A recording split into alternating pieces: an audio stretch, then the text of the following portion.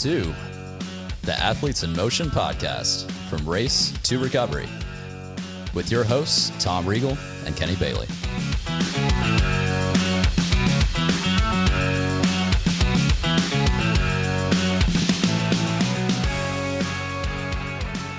Hey, Tom, how are you? I'm fantastic, Kenny. How are you? I am doing fantastic. Thank you for asking. So today's one of our AIM Sprint episodes where we take a topic, kind of just dig into it for a little bit. And the topic I want to dig into is around data.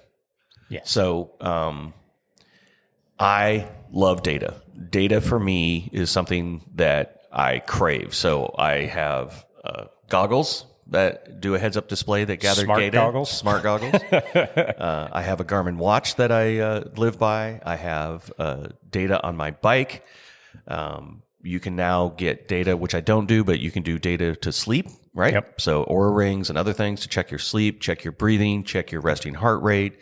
I know people that actually buy the spirometers to check for oxygen levels. First thing in the morning. Wake up in the morning and check your blood pressure. Yeah.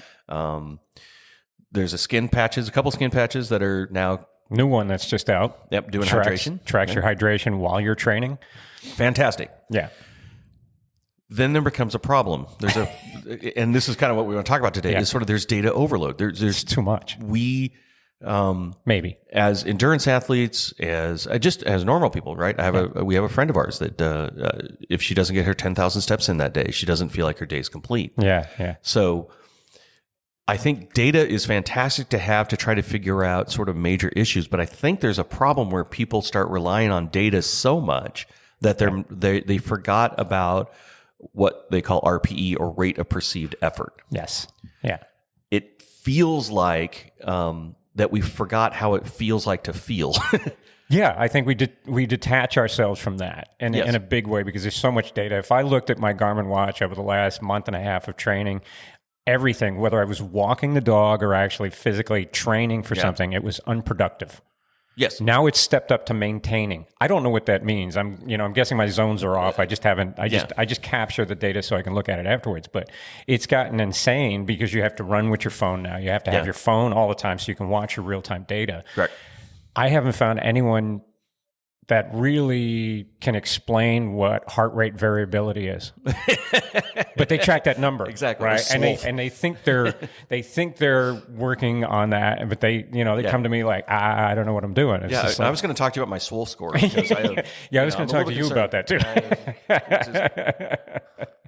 Yeah, but it's gotten to a point where it's just, I think we need to, it's great. Yeah. And I'm really excited about the hydration one. We might do a whole little podcast on that, just because the company Nix that came out that did this is neat. And I have one. I'm going to test it. Very cool. So we can see what it's doing. But once again, you have to have your phone with you, because you can drink and then you can add to it, right? I took in 6 ounces. Okay. And then it recalculates and it bases your sweat rate. It's awesome. It's good data to have, but we need to get back in touch with our rate. A rate of perceived exertion. Or RPE. And I think to give you an example, right? So my first half Ironman that I did was in Muncie. Yeah. I wanted to stick between 160 and 180 watts on the bike. Yeah. Despite how I felt, right? I didn't, just it was a number that I was supposed to get within a range. So I went out on a bike between 160 and 180 watts. Absolutely blew myself up because I stopped drinking fluids because I figured a little bit of nutrition is good. A lot of nutrition must be better. Yeah. And so now I was just drinking like liquid goo, not actual water. So I just stopped drinking. Yeah. So what I did is I turned off my brain that would actually think and thought, I'm just going to stick to a number, blew myself up and ended up walking half of the half marathon because I was just absolutely toasted. I got off the bike going, I've got a half marathon to run and I'm, you're bloated and just I'm dehydrated. I don't, just everything was bad because I stuck to a number. Yeah. And I know as, you're a coach, you have to put data and you have to put numbers in so you can kind of get a sense of what's going on, right? We have to look at the data, but we need a perspective on it. Yeah. So, and as a person that, watches this stuff, I remember I got a training, this is years ago, but I got a training log coming in that says, okay, welcome. We're going to start up your Ironman distance. We're going to get ready to go. Yeah. Your first swim's going to be like 3,500 yards. And I'm like, I haven't swam in like 4 months. Yeah. And I was pissed, not at it was 30. I was mad at that, but I knew I wasn't going to hit that number. I just knew it. And so my day was ruined based on a number that was just artificially put on a training plan that I didn't hit. Yeah. So that day I was pissy all day because I did like 1,200 and I'm like, well, it doesn't matter. I'm not going to hit the 35. I'm just going to go do a little bit and be done. Yeah. But it ruined it, right? It mentally checked you out of the workout before. And then the week I'm like, well, what's the rest of the week going to look like? Anyway, so as a coach, how do you take data in, and what do you want and what don't you want? I like to look at the data, but I try to tie it to the rate of perceived exertion so that I don't want you as an athlete staring at your power meter, unless we're doing specific workouts, right? There's specific workouts that we want you to be at certain targets, right? But for 80% of the time, I want you out there going, and I want you to tell me how you feel.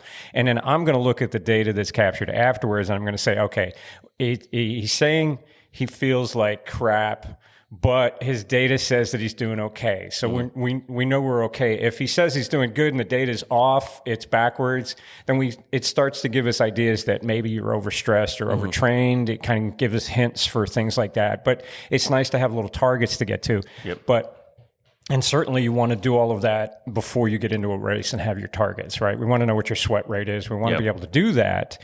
But we need to look at individually, and then we need to look at it in perspective in the big picture. But ultimately, if your numbers are slightly off, but you feel really good, then was it the environment? Was it the day? Was it the wind? Yeah, all of that kind of comes into play, and it's nice to have the data to kind of refer back to. But to have you just stare at that workout and just do that takes kind of the fun out of it. I mean, you need to look around and enjoy yourself. If you're not enjoying yourself, then we're doing this wrong. Right? None of us are getting paid for it. Like, unless you're a professional, then don't enjoy yourself, just crush it, right? Yeah. Get out there. You got to earn your paycheck. The rest of us are just we're just going along just to have some fun and challenge ourselves. So it'd be neat to push ourselves, but we need to back some of that data off and not add to our stress by staring at the data. Yeah. So explain to folks what RPE is then. So your rate of perceived exertion it's based on a scale of 1 to 10. 10 being you absolutely are just going dizzy and falling over. A 5 is you can have a conversation. So a 5 is a nice, easy zone 2. You're cruising along. Your heart rate's very, very mild. It's like 80% of your workout should be kind of in this zone where you can have a conversation while you're running or riding. Not swimming. Don't have a conversation when you're swimming. Please don't. That would be dangerous. But basically, you're just in an easy mode, and then as you bump up, it gets worse. So if you're an RPE of 8, then you're having not a full sentence, but chunks. 9, you're getting a couple words out. Like I said, 10, you're probably cross-eyed at this point, and very few of our workouts actually take you to a 10 because that's almost pass-out level. So your interval should be pushing you to an 8, maybe a 9, and you're only there for certain points, and you're coming back down again. So we call those over-unders as well. So you set your threshold level, and then from there you can base your power on the bike, or you can base your heart rate for running and go through that. Yeah, and I think that's unfortunately it's not a hard data, right? It's what your perception is of how you feel. Yes. But it's a data point nonetheless. Yes. Right. And I think that's the part where by no means am I saying throw away data. I think on a fun day, you should throw away your data, right? Yeah. You should run without a watch once in a while. You should ride a bike without a watt meter. Yeah. We definitely like to put those in. But here's an interesting one. So T.O. was racing Miami, the 70.3, I believe it was, and he wasn't feeling good. So his rate of perceived exertion was off. His body felt off, but he was still pushing 340 watts on the bike. So he's cruising along. Well, it turns out that he's having a massive heart attack while he's actually doing this thing. So, listen to your body. Yeah. I mean, listen and go, well, if I feel that bad, and he felt that bad, and he was still able to finish the bike, finish the run, and then still felt like crap and took himself to the hospital. And it turns out he was having a massive heart attack. So he would have been like the rest of us, we wouldn't have made it through the bike. We would have died. Yeah. And I think that's an extreme example. That's an extreme example, but listen to your body in the sense that, like, if you feel absolutely horrible, we need to look at the data. We need to go back and refer to that and say, hey, maybe we need some days off. Or in the middle of the race, you have to, make a decision on that. Yeah, and I think that's what's. To me, it's sort of like data is incredibly important to make sure you understand what's going on. Data is incredibly important during training to see where you're at. But and race day, it is absolutely, to me, I tip over on RPE because there's so many variables that's going on that day. I did California, right? Yeah. And that's a whole different state. I'm sitting here in Tennessee trying to figure out what California is going to feel like. I had no idea what the river is going to feel like. I had no idea what the temperature is going to be like. Yeah. The hydration, the wind was ridiculous that day. I mean, all sorts of stuff that goes on. And if I stared at my data the whole time, it would have been a different race. I mean, to me, it becomes a secondary thing. Important, right? I want to see, I want to see sort of what's going on and see the time and, okay, I think it's about an hour and a half. I need to start refueling, that kind of thing. But it's how I'm feeling during the race is going to decide how that race goes. Yeah. That's ultimately what's going to want to be there. Yeah. So, and it's good to have the data. We definitely like the data, but we just need to detach from it, I think, a little bit. And I think that's a key message for today is to just, you once in a while when you do your run or if you're on your bike, put your whatever data device, put it in your back pocket, go do it, and then look at it afterwards. You may be surprised. You may be surprised that your heart rate's not where it was. It's lower. You may be surprised your speed. You might have went a little faster than you thought because you were able to cruise along and get into a zone and not worry about it. Exactly, because your watch is, like my watch will beep if I'm at a certain heartbeat or my watch will beep at a certain distance, and then I'm checking my watch at the end of the mile marker to see if that's fast enough. And I got to go faster. Yeah. It's always I got to go faster. But just put it away and just kind of enjoy it. Data's good when you need it, but I think it's becoming a little too much about everything.